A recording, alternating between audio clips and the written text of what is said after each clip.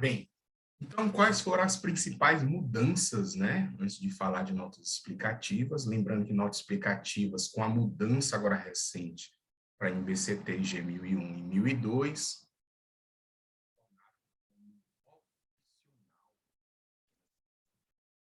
Então, na ITG 1000, eu tinha aí seis páginas de apresentação, diversas normas e tudo mais, né, sobre pequenas empresas, microentidades, simplificação na redação do conteúdo, foi a grande diferença aí dessa migração da ITG 1000 para TG 1001 e TG 1002. A questão da simplificação, obviamente, foi um dos dados principais.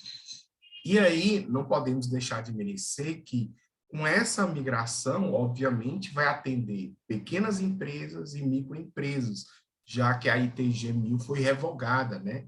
E aí eu tenho como pequenas empresas, obviamente, aquelas que têm aí um faturamento anual entre 4,8 milhões até 78 milhões. E a chamada microentidades são aquelas atendidas que têm faturamento anual até 4,8 milhões de reais, né?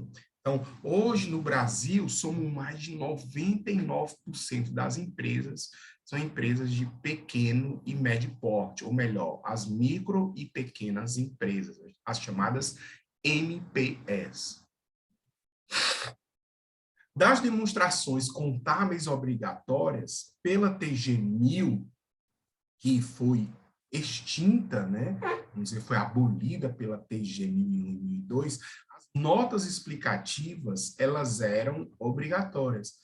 Com a adoção da TG 1002, as notas explicativas tornam-se a ser facultativa, assim como as demais demonstrações, né? Balanço patrimonial, a demonstração de resultado, a DRA, a DMPL e a DFC, né? Então, para as microentidades, tanto as notas explicativas como a DFC, ela se torna, logicamente, facultativa, assim como a DRA.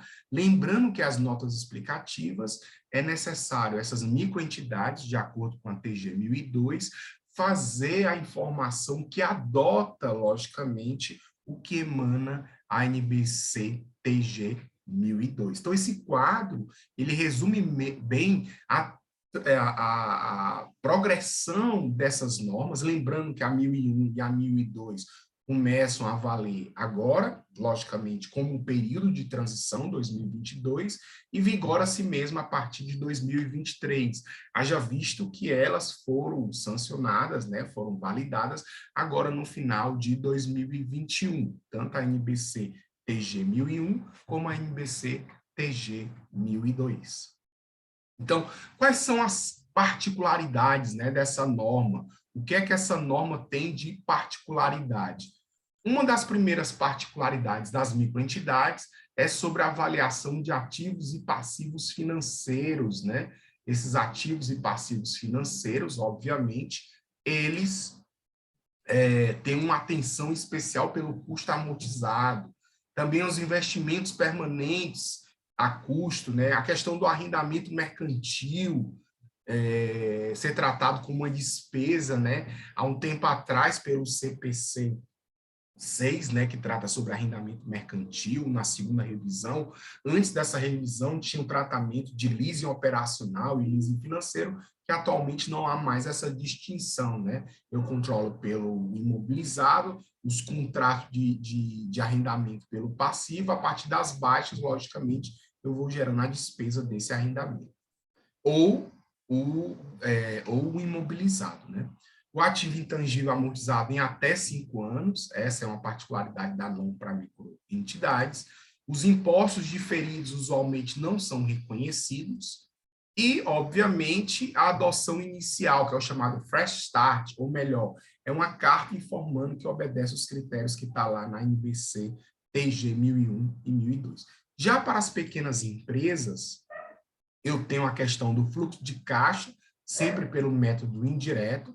Os ativos e passivos financeiros devem, aí a novidade, né, ser avaliados pelo custo amortizado, e os investimentos podem ser avaliados a valor de mercado, que antes não era essa possibilidade, né?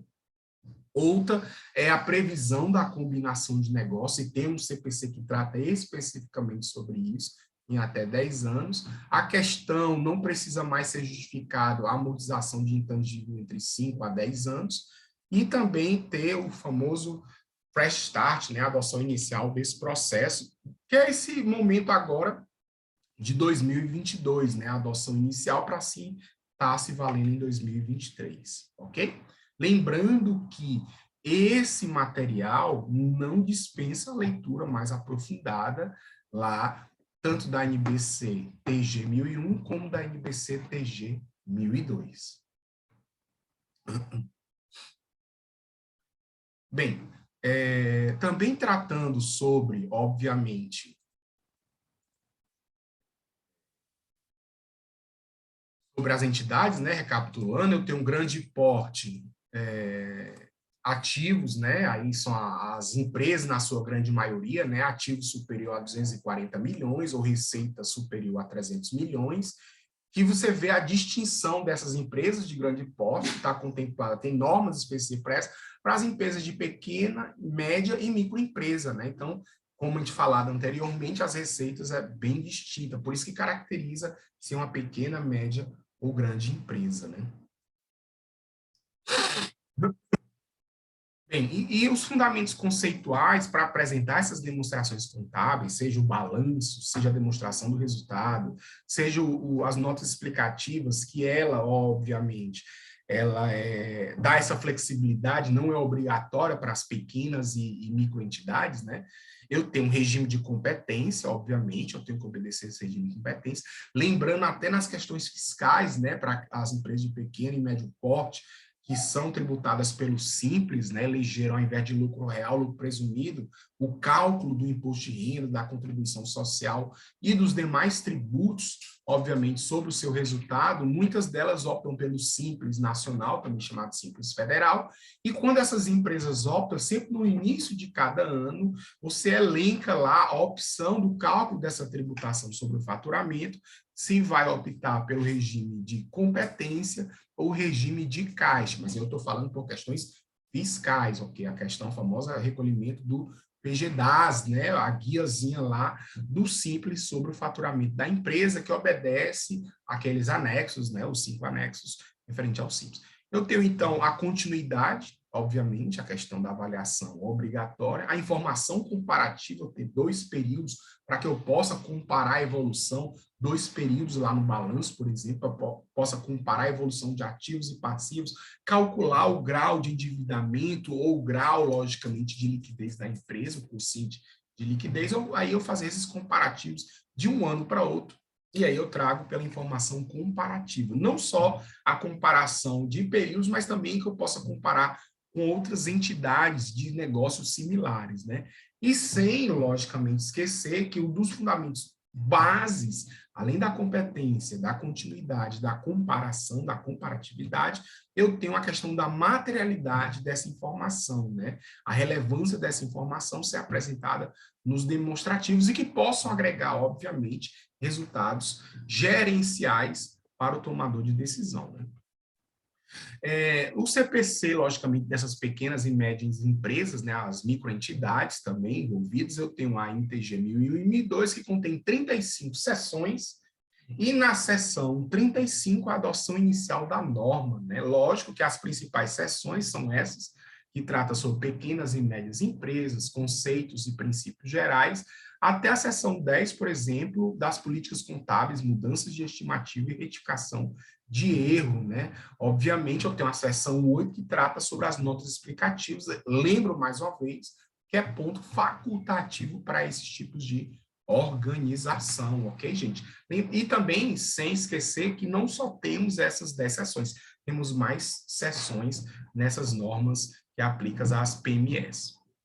Bem, também é interessante salutar que a aplicação, obviamente, dessa legislação sobre a comparabilidade de sociedade para questões de planejamento tributário, né, é que essas entidades não são obrigadas à prestação pública de contas, né, diferente das sociedades anônimas de capital aberto, por exemplo.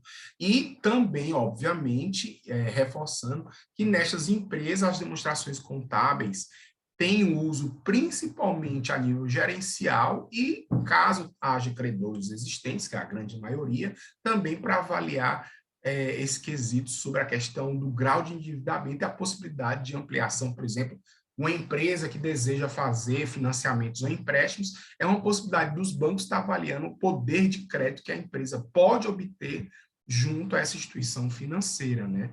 Então, as demonstrações contábeis para as pequenas e médias empresas, as microentidades, ela tem a essencial necessidade para salutar, obviamente, a sua liquidez, o seu comportamento financeiro durante os 2 últimos anos, para que sim possam obter uma vantagem, vamos supor, seja comparativa, uma vantagem de negociação junto às instituições financeiras para possíveis financiamentos ou créditos, né?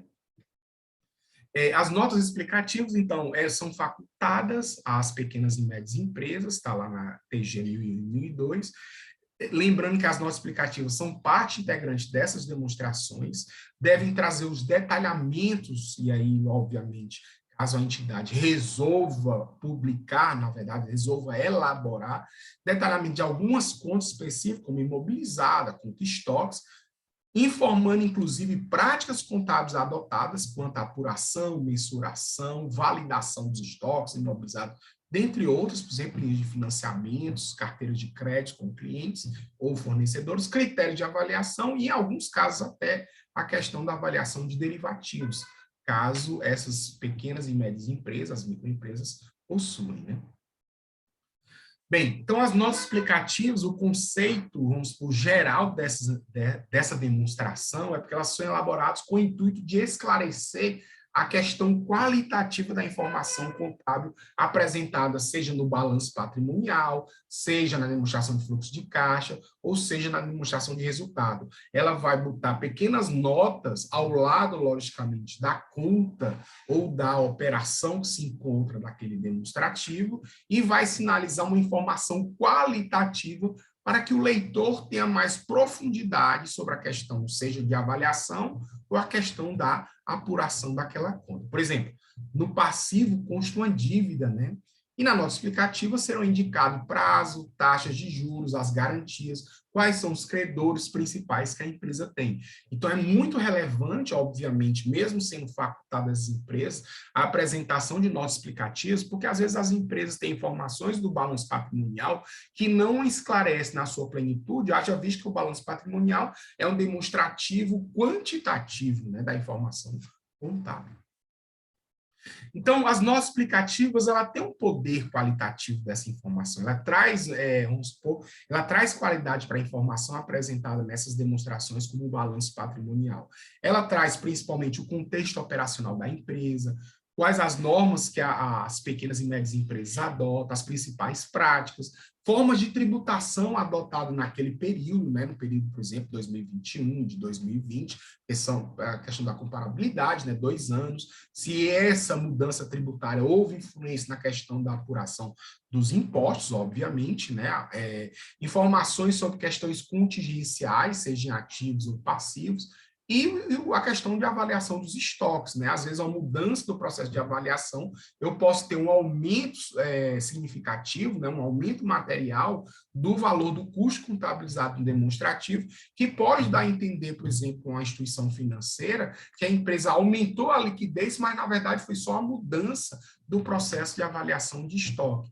Então, mesmo sendo facultativo essa demonstração, no caso, as notas explicativas, para as pequenas e médias empresas, no que consta na NBC-TG 1001 e 1002, é interessante, obviamente, a instituição já ter, estar se debruçando dessas informações, haja visto que traz mais transparência aos dados ali apresentados. E aí tem, logicamente, atenção especial quanto à apresentação do imobilizado, para os métodos que a empresa está utilizando de cálculo de depreciação, informações, como eu falei anteriormente, de empréstimos e financiamentos, sobre a composição de capital, e aí um item principais, cruciais, né, que os investidores, principalmente agora durante a pandemia, fazem leitura, por exemplo, eu estou falando nas grandes empresas, né, quiçá também aquelas que optarem em publicar, não digo publicar, mas elaborar os nossos explicativos, a questão dos eventos subsequentes, né.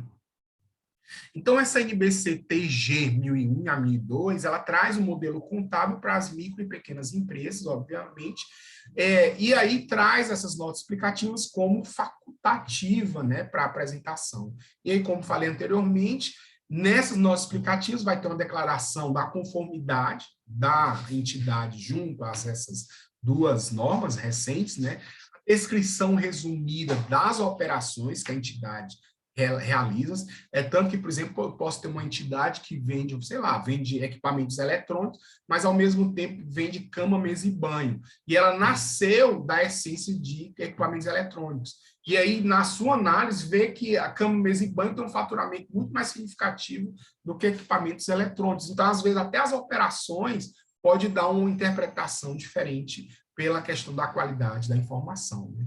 Descrição de forma resumida das políticas, foi o que a gente falou anteriormente, não só das contingências, mas também qualquer outra informação que seja relevante. Né?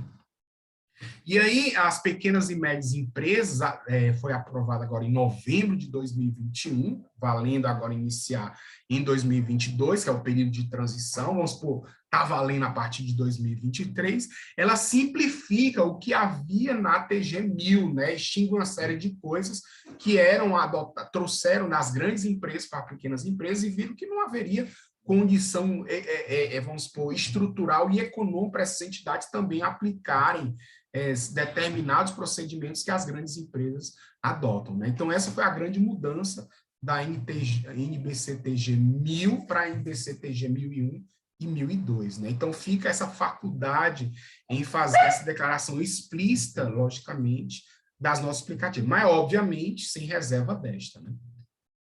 Então, finalizando essa primeira parte, o conjunto completo das demonstrações, de acordo com a NBC-TG 1001 e 1002, eu tenho como obrigatório apenas o balanço patrimonial e a demonstração de resultado, ficando facultativo a famosa DRA, DMPL, DFC e notas explicativas, ok?